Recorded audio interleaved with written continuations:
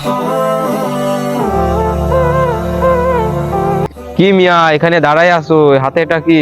আসলে ভাই আমার ছেলের আজকে রেজাল্ট দিবে তো তাই মিষ্টি নিয়ে দাঁড়িয়ে আছি। ও আজকে তো এসএসসি রেজাল্ট দিবে। ভাই একটু দাঁড়ান, আমার ছেলে আসুক, মিষ্টি মুখটা করেই যান। ঠিক আছে ভাই, একটু দাঁড়িয়ে মিষ্টি মুখটা করে যাই। আমি তো এসএসসিতে ফেল করলাম, এটা আমার বাবাকে আমি কিভাবে গিয়ে বলবো?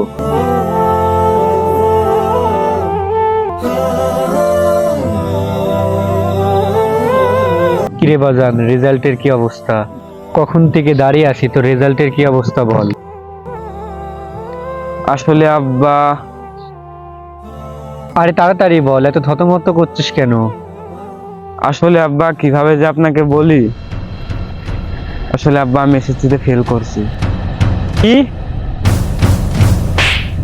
তোকে নিয়ে কত আশা করতাম, দিন আনি দিন খাই, কত কষ্ট করে তোকে লেখাপড়া করালাম, তুই আমার মান সম্মানটা রাখলি না, মাটির সাথে মিশিয়ে দিলি। এটা আমি তোর থেকে আশা করি নাই। কি রুহান, এটা আমি তোমার থেকে আশা করিনি। তোমার বাপ কত কষ্ট করে তোমাকে লেখাপড়া শিখাইলো, আর তুমি কিনা এসএসসিতে ফেল করলা। ছি। আজকে থেকে তুই আমার ছেলে না, তুই আমার বাড়িতেও যাবি না, তোর মুখ আমি দেখতে চাই না।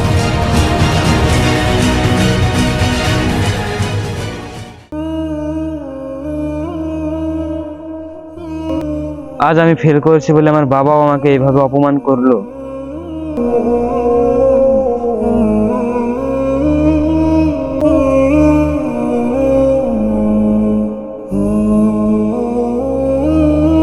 কিরে, তোর আজ এসএসসির রেজাল্ট দিলো, তুই নাকি ফেল করছিস?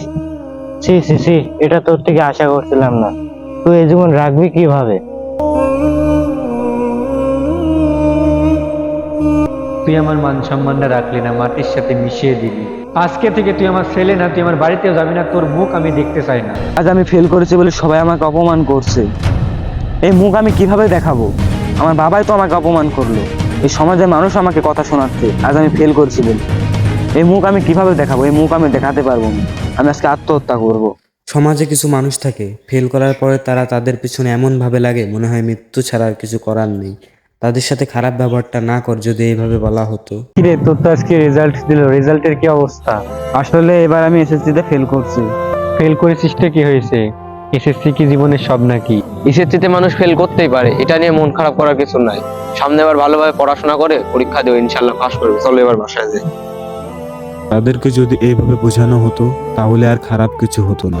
বর্তমান গার্জিয়ানদেরকে বলছি, এসএসসিতে ফেল করছে তো কি হয়েছে? এসএসসি কি একটা মানুষের জীবনের সব? সে চেষ্টা করছে কিন্তু পাশ করতে পারে নাই, সামনেবার ইনশাল্লাহ পারবে। তাদেরকে নিয়ে সমালোচনা না করে আমাদের সবার উচিত তাকে সান্ত্বনা দেওয়া, তাকে উৎসাহ দেওয়া পরবর্তী কাজের জন্য।